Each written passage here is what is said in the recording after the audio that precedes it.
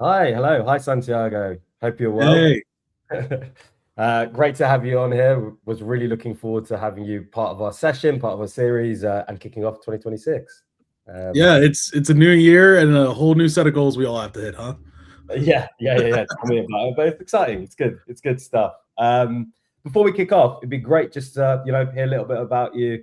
If you can give us just kind of, bit of an explanation of who you are, what you do, it'd be great, please.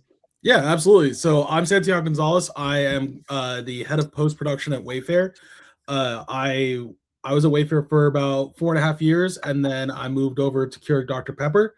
And after about almost 2 years there, we built up that agency, and then they restructured. So now I'm back at Wayfair. Uh, we are refocusing on really like innovating our go-to-market strategy, and it's great to be back with the team and kind of be able to be that bridge between like the production side and the creative ops side, and bringing like new technology and new innovation to an existing roadmap. Amazing. And I know I congratulated you before, but congrats again. Good Thank news. you. I guess just to kick it off for me, it's just like 2026. Can't believe we're here. For you, what does that kind of entail for you? How do you see 2026? What do you see the kind of key milestones progressing with that? You mentioned innovation, you mentioned technology. What do you think this year will be big for? Yeah, I mean, I think obviously like everybody's been under the thumb of, okay, how do we really utilize AI, and how does that impact what we do for our various customer bases, our various marketing streams. And for 2026, I see that as, I think everybody's tried every single AI option out there, and what's really come to light is like workflows are the key part of making AI actually work, right?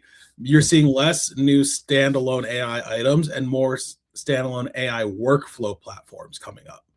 And that comes from a mindset of, okay, how do we attack this? Do we attack this as we want to attach AI as a workflow to our highest leverage part of our channels, or do we want to start at the base, get some of that lower funnel, lower tier work done, and then utilize our headcount to some of the more high fidelity work? And I think that's the big strategy for this year. Interesting. So you mentioned kind of products and kind of work streams. How do you mean? Can you like what Yeah. is that like? Yeah, what do you mean? Yeah, absolutely. So, I've seen it both ways. Like at Keurig Dr Pepper, we utilized AI to be the entire content engine for specific brands. That meant everything from uh social posts all the way up to like linear television CTV ads. And that takes a certain amount of investment in planning, because obviously you need to be able to hit every single one of those. So it does create a shell of a world around that creative. Then I've also seen priorities where it's like, okay, we want to scale our audio ads for podcasts. We want to scale our TikTok and social for new categories or new product lines that's across the company and across various teams. So let's build a workflow that no matter what team you're on, it's plug and play. So that's less specific to one like tiny brand or marketing channel, and more to the entirety of the enterprise. And those are the two different types of time and monetary investments that are tied into this like 2026 workflow prioritization. Right. So it's just going more towards workflow. Doesn't matter the brand. This is Right. just how AI can enhance that in 2026. We're Right. looking at right. So kind of systems as a whole. Right. Yeah. And the way I always put it is like, are you looking at AI and worrying if it's going to have six fingers, or are you looking at AI and worrying if you can lessen the time your team needs to work on all your scaling projects? And some teams are very much involved in like, we want this to create our content for us wholesale, period, full stop. Mm. Where, I think at Wayfair, we're trying to find every single avenue, big or small, that we can build a workflow. And then once you have a strong infrastructure and a base, you can scale that up to some of your higher level channels. Right. Interesting. And I know you mentioned, Wayfair, Keurig Dr. Pepper, and all these kind of things, and all these brands work on an extraordinarily large scale. Yeah. Like, what does it take from a systems and operations perspective to maintain consistency across markets, channels, teams, and help with those efficiency things and all that kind of good stuff? Yeah. I Um, mean, I would say the biggest thing is it needs to come from the top down, right? Like there are people that are going to specialize in this, like myself. I have a collaborator at Wayfair, Ryan Day, who's also very talented in this like creative workflow world. But without the support of our like director of creative operations, and even all the way up to like our creative director and then our CMO, if it wasn't their priority, it would be a rougher sled for us to really get this thing pushing. So from that umbrella of like fostering the ability to be creative from like a boring tech workflow space, that gives you the kind of opening door policy of like, hey, I found this, I think it could work for this channel, let's test it and run it. So it's no longer you need to pitch it. It's very much like, instead of pitching, let's test. Test is the pitch now. So like test, fail fast, and learn from it, rinse, repeat. Right. Yeah. Darren, have you got? Yeah, I have a question for you, Santiago. I know you've worked across film, television, and certainly large-scale brand marketing organizations like Wayfair. What lessons do you think from high-pressure post-production environments, translate best into modern marketing today? Yeah, I always tell people that there really is no big difference between making a feature film. Like I was on Born Legacy as a VFX coordinator. I was on docuseries for Vice, docuseries for Netflix, and like the difference between a full 180-minute, 60-minute, and 60-second, 30-second creative spot, that post-production, those conversations, you could lift and shift the titles and they'd be very much the same. The biggest thing that I found over the course of 15 years is like, you need to have the ability to have open communication and be transparent about what is and what isn't possible. And I'm not a creative person. Like, I do not ask me to draw. My 2-year-old draws better than I can. What I can do is I can tell you, hey, these are feasible within the constraints we have. These are feasible if we can change those constraints. And the ability to measure the ROI of those two questions build long-term success or immediate failure. Excellent. I mean, I'd love to get a sense. One thing I talk to a lot of creative teams about is the influx of pressure on AI, which I'm sure you've no doubt heard time and time again.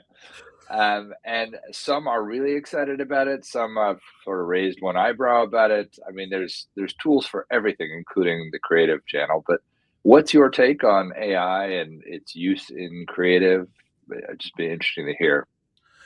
Yeah, I mean, I have a 3-legged stool of AI in my brain, and that's how I measure it. One leg is obviously you want to stay as informed as possible on what's new and upcoming, just so you have that as like a baseline in your head as you start having conversations. But that's not extremely actionable, right? Like it's very difficult in a corporate setting to come with a product that doesn't solve an issue. It's like it solves a potential issue. They're like, great, we have a lot of real issues we need to solve first. And it's like, cool. The second leg is, how do I take my roadmap and our listed improvements for 2026, 2027, and take some of the stuff that I've already been keeping my eye on and be like, okay, this matches that, this matches that, this matches that. And how can I best stack those things to create a world where we can start natively using this so we don't have to worry about buy-in, because it fixes problems. No one's ever going to be in a place like, no, I want to keep my problem, right? Like, this is tough. Like, it's part of my character. I like things being really tough for me. It's like, no, everybody already has more work than they know what to do with. So coming to a problem with the solution is a lot easier than coming with a solution that has no problem. And then the third part is, I've always been a big believer that AI is a practical tool. AI should be something that allows you to take your talent and put it where it's used best. If you have really great copywriters, they shouldn't be writing email headings, because half of those things are caught by spam filters. The other half are automatically filtered. Put your brand voice inside of some of these generative AI platforms that can do emails and copy stuff, and let your copywriters really put like strong thought into customer focus. A big thing for me is, when we take a look at the times across not just like the year, but like week to week, a month, I want to make sure 20% of the time for my working teams, is just so they can sandbox, not tied to any specific project, where they can decide if they want to learn, if they want to go back to something they previously did and just start playing with it because they couldn't do it in the timeline that we had. Give that space for innovation. Something will come out of it that makes it worth it. And that's where AI can carve out that 10% of time. Perfect. Amazing. Do you think, what's your sense on, do you think AI is going to flatten creative differentiation, or do you think it's just going to be an accelerant? I mean, No, if everybody's using AI, then what happens? Are we all talking to each other with AI? I mean, yes. And I think that's not just in the marketing field. I mean, I don't know how many studies I've read that, like, one of the reasons the big hiring practices are in trouble right now is because jobs are being posted with AI. People are responding with AI resumes, and they're like, that's AI, and they just point at each other. My view is AI will accelerate people's go-to-market strategy. AI cannot properly, without the human interaction, give you better quality creative. People are going to say, listen, we have AI that accelerates our go-to-market. We also have AI that helps us test. But there is a point where all this stuff will become very generic, even if you're just pulling off your own assets, because you have to have the ability for someone to say, hey, let's change. I don't think AI would have ever told Nike to go black and white. You know, there are those big levers of creative change that AI cannot do. And because it is a risk that goes against testing. Nice. 100%. Yeah, so I've got a question, just more kind of generally with creative ops, Santiago. Like, yeah, what do you think is a metric that leaders rely on a little bit too much, and perhaps one metric that people should pay more attention towards? The one I always see that people use as like an evergreen metric is year-over-year growth of output. Because that metric by itself as a standalone does not tell me if we've gotten better or worse at something. It just means that we white knuckle through another year. And taking that metric makes you think like, cool, we've gotten more productive. We've done more, and you have physically or digitally physically put out more content or more emails or more B2B consumer facing creative, but did we get better at it? And that metric does not tell you if you got better at something. Right. So what metric would you be looking at then? I would focus more on metrics that show continuous improvement that doesn't need to be, such wholesale change.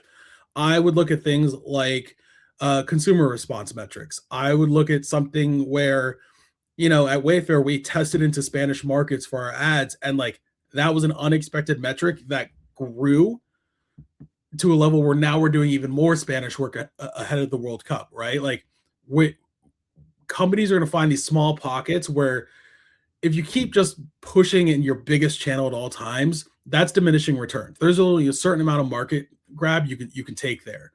These other areas, that's where you're going to find those metrics where, hey, we tested into 3 other channels this year.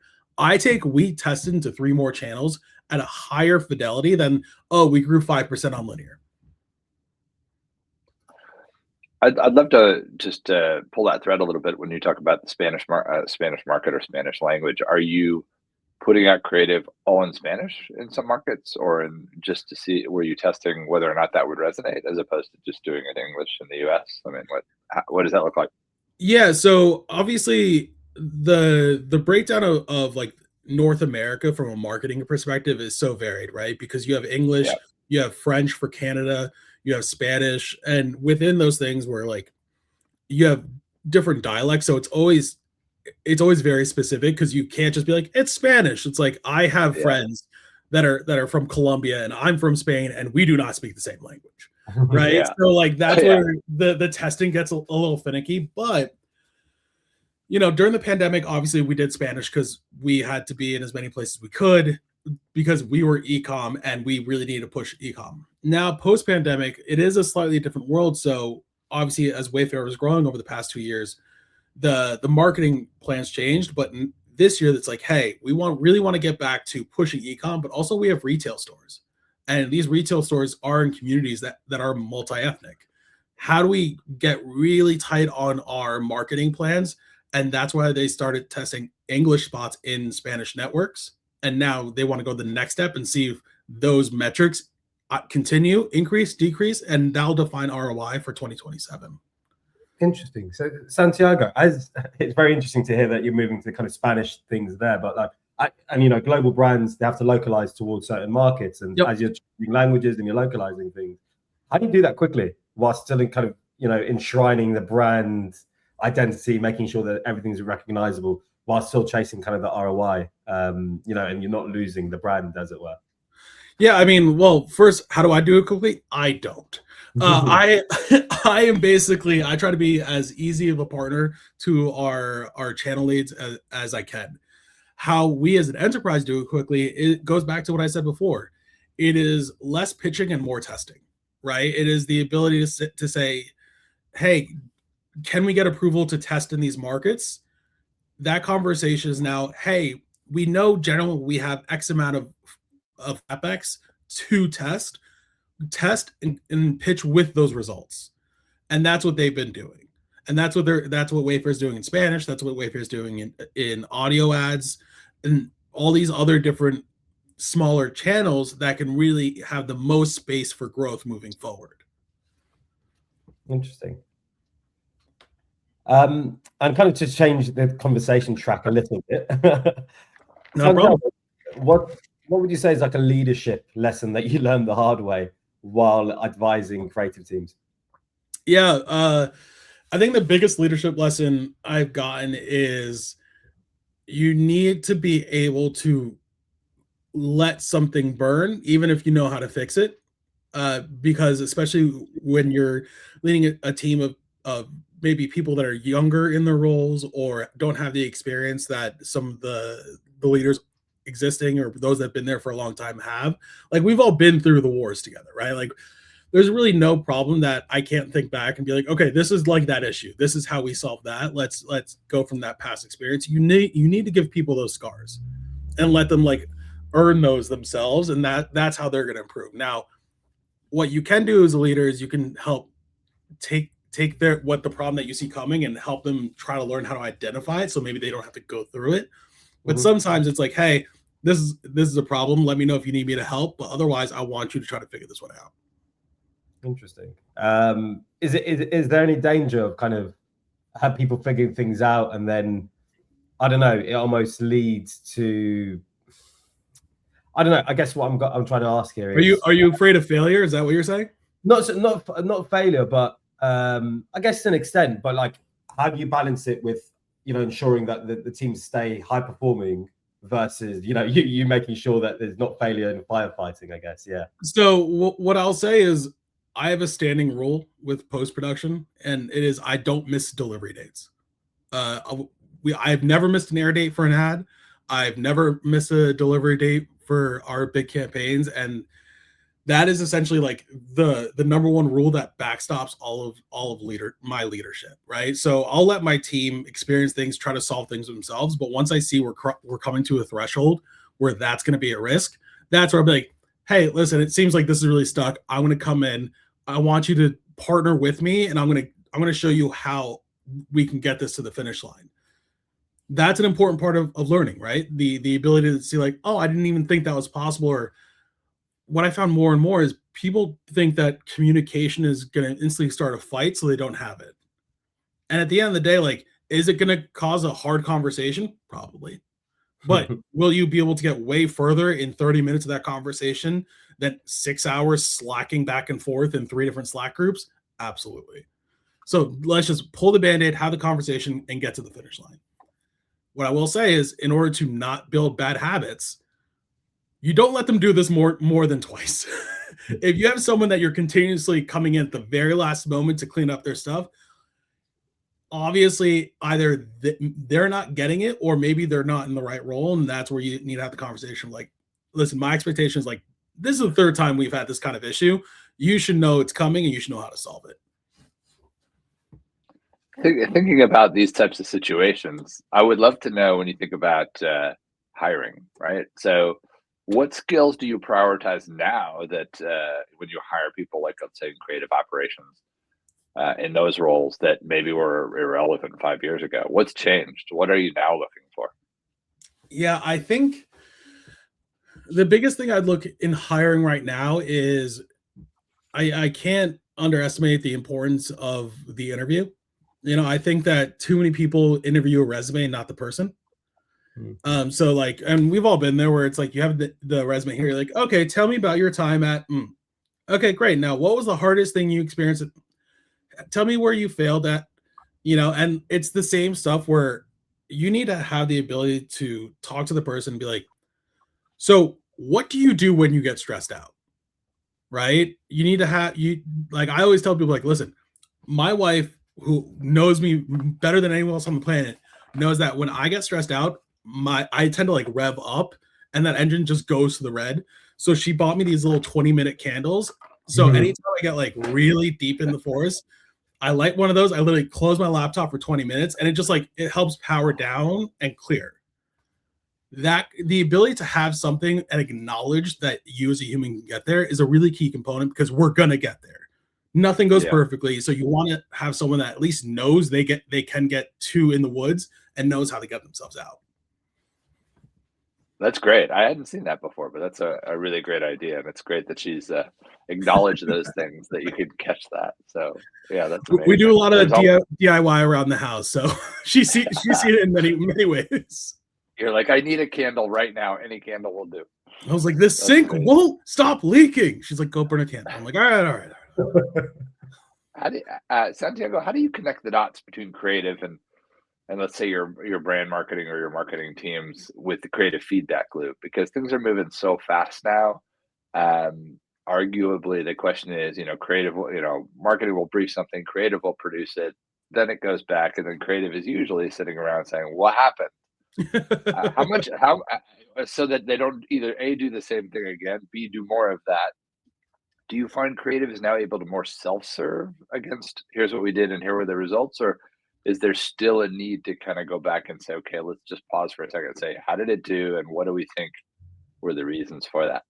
Yeah, I found over time and in every place I've been that the most successful creative feedback loops between like creative and marketing and channel owners obviously is built on trust. And trust comes from knowing your lane, right? There are parts of a print ad, an OV, a social, a linear ad, and it basically breaks down into 3 categories: marketing messaging, creative execution, and then like operational delivery, right?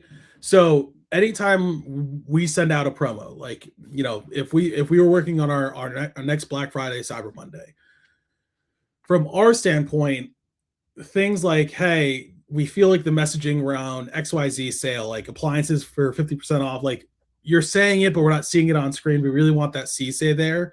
Hey, you show a SKU of a washer, but I really want to see like footage of someone using a washer. That's a marketing lane. That is them being like, we really feel like we need 2 or 3 contacts for each of these big sale moments. We're like, cool.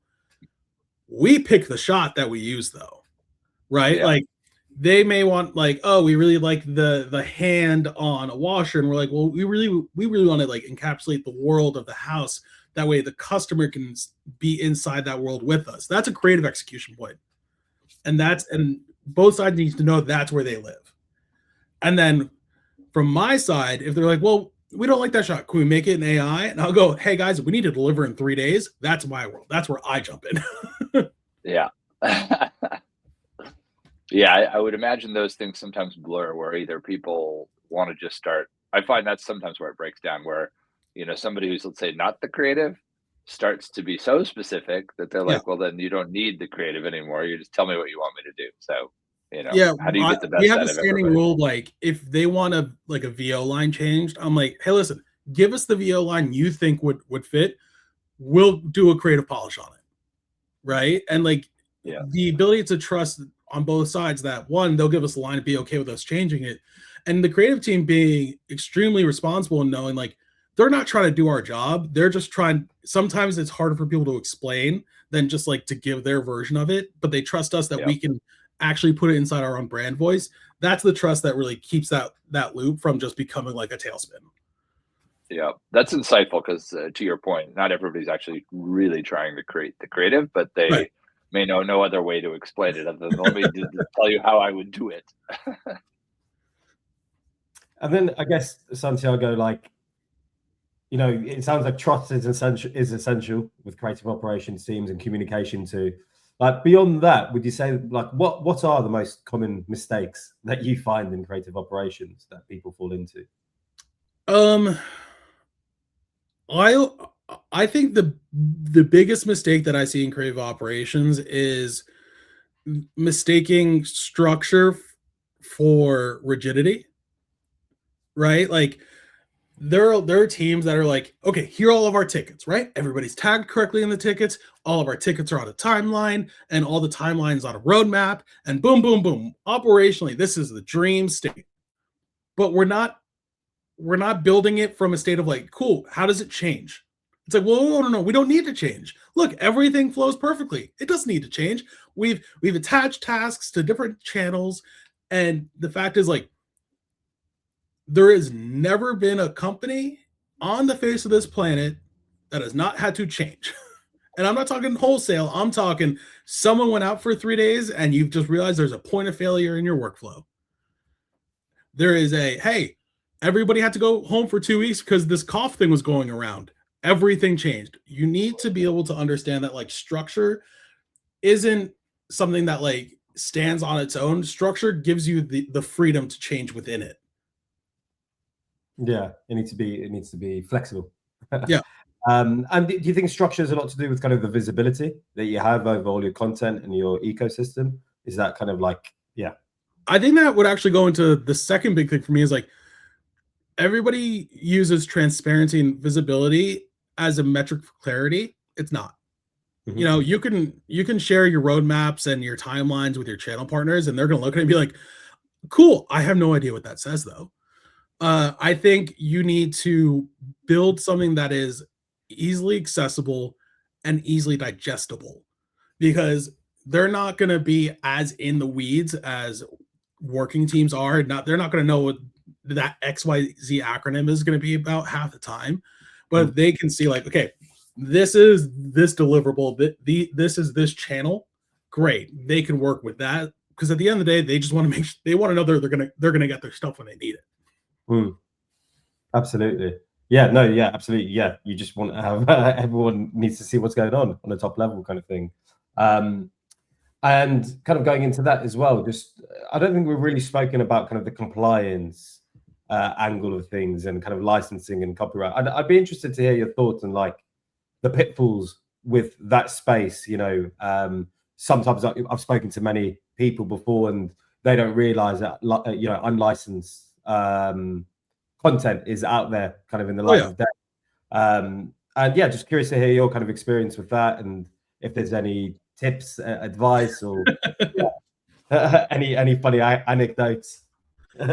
Yeah, I think the big part about keeping yourself, like, covered legally is having the desire for that governance. I think there are some teams that are just like, hey, listen, we're just going to go fast. We're going to put stuff in market and we'll figure it out on the back end when we have a moment to spare. And guess what? That moment never comes. And all of a sudden, 16 months down the road, you have somebody that was in some random thing going, hey, I just saw my thing. Where's my money? And you go, okay, yeah, just pay them. Just pay them. It's fine. You do that enough, you get into some real trouble, and that price tag goes up and up. I think for me, and, you know, for Wayfair, our approach is, let's make it easy as possible to have a centralized source of the information, right? And that goes to not just operational excellence of having the producers and the project managers put the information in the right places, but, like, create a safety net outside that. You know, have music partners that we can essentially build umbrellas on, so it doesn't matter what we use and where we use it, it's covered. You know, if we're going to utilize AI, let's utilize AI platforms that are fed from our own content, so we know we have that clearance. And the third part is, have that conversation early and often with your legal team about some, like, tried and true benchmarks of what's a yes, what's a no. You know, it's do not create children with AI. It doesn't matter that they're not real. Do not do it.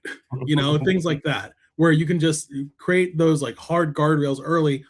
And from that point, the creators don't feel restrained. They know what's safe. And they know that whatever they build, if they're not hitting XYZ on that list, we're 99 out of 100 good to go. What do you think, Santiago, are the risks of using, not to harp on AI, but we talk about it from a creative aspect of using AI I mean, sometimes for speed, it may be easier or the only way in order to get something out the door than it is to go out and get talent and secure them and get the contracts done and go there in person, etc.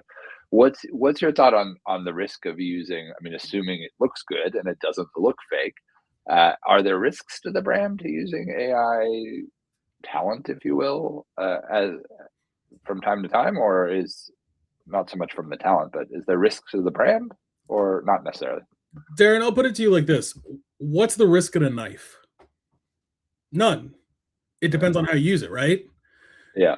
So from our standpoint, AI is not something to be shied away from, nor is it something that other companies shouldn't make as like a key tool in their tool belt.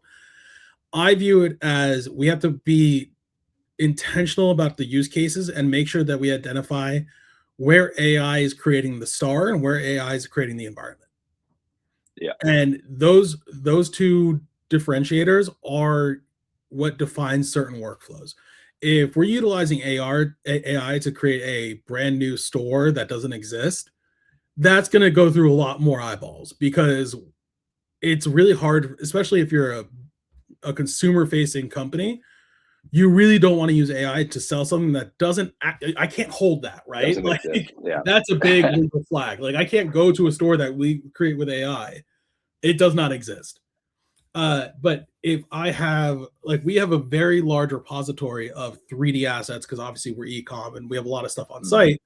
So if I want to show the customer this bed in, I'll give you a direct example. Back in 2021, this was during the pandemic. We really wanted to make a concept around make your bedroom wherever you want to be, because obviously you can't be where you want to be right now.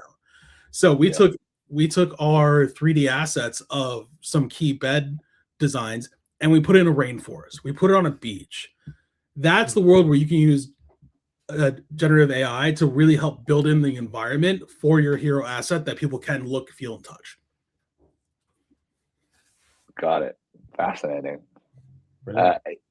Interesting about how you design organizations and teams. Do you think things have evolved in terms of the creative org you might build from scratch today than maybe in the past? Have things evolved in terms of how it's done or not really? I honestly don't think they've evolved that much. I think the truest business guideline that I've seen across all companies is the org is just designed until the next reorg. There's always going to be another change that then makes these two sides make more sense to work together, and then another business decision is made where it's like, actually, let's move this side over here. That makes more sense now because we really want to scale this side of the business. An organization is essentially just a giant Lego piece, right? Like, you're just trying to build the coolest thing out of these small bits you have, and the ability for everybody to understand and be able to essentially roll with those punches as they happen is the best sign of institutional strength, right? Like, our creative team has gone from, we had all PMs and producers together, then they got split apart, and then we took all those and split those apart into various channels. Our specialty retail brands, Wayfair proper, B2B, and then they got pushed right back together again when it was like, okay, let's really unify and expedite our go-to-market strategy.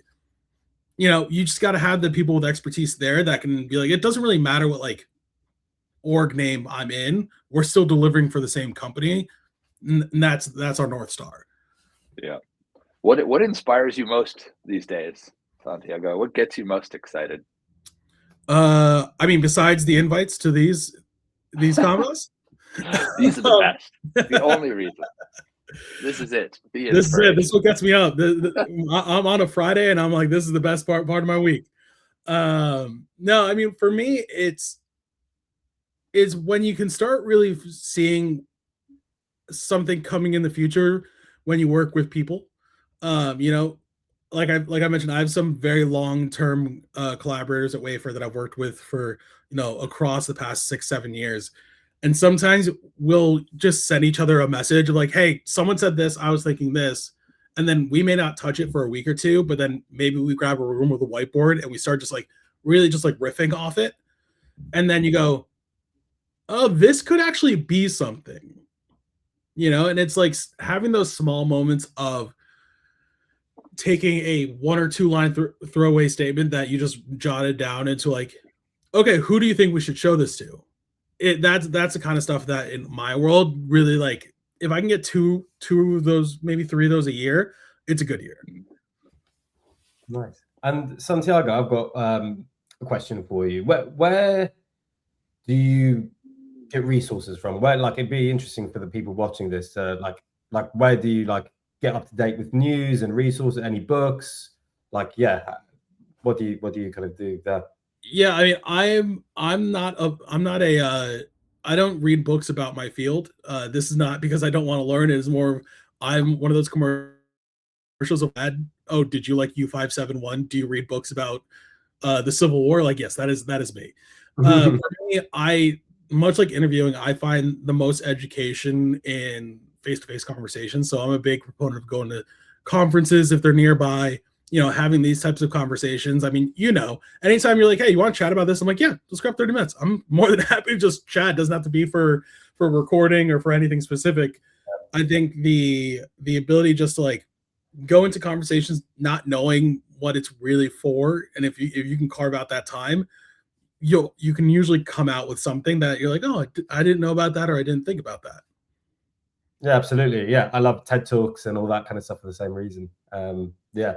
And then the final question for me, what's been your favorite campaign that you've seen in the last year or two, would you say?